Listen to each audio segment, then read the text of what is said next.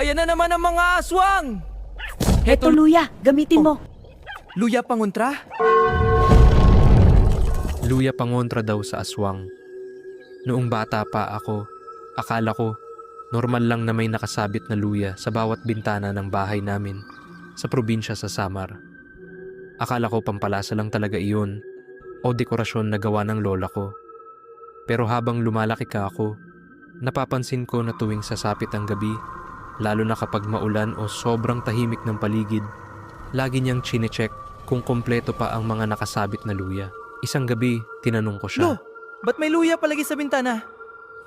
Bigla siyang tumigil sa pagwawalis. Mabagal niya akong nilingon sa kabumulong.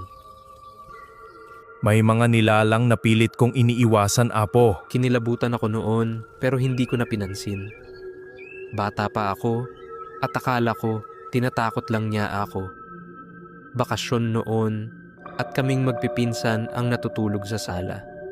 Mahangin sa labas at halos walang ilaw sa baryo namin dahil madalas mawalan ng kuryente. Mga 11:00 na siguro nang magising ako dahil naiihi ako. Habang naglalakad ako papunta sa CR, napansin kong gising pa si Lola. Nakaupo siya sa may bintana habang hawak ang rosaryo.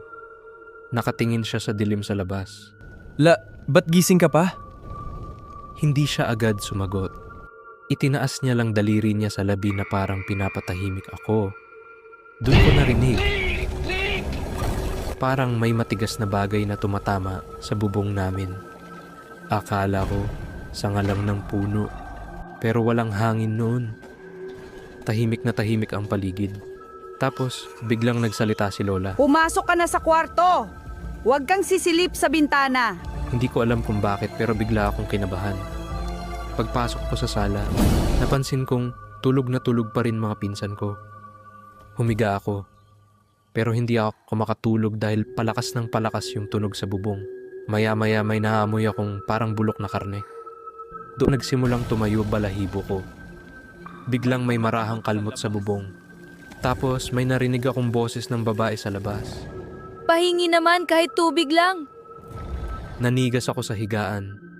Kilala ko, boses na iyon. Boses iyon ng kapitbahay naming si Aling Nena, nakakalibing lang 2 araw bago iyon. Napahawak ako sa kumot habang nanginginig. Narinig ko si Lola sa labas na parang may dinadasal. Maya-maya may malakas siyang sigaw. Lumayo ka dito! Kasunod noon, may malakas na pagaspas sa bubong na parang may malaking ibon na lumipad palayo. Pagkatapos nun,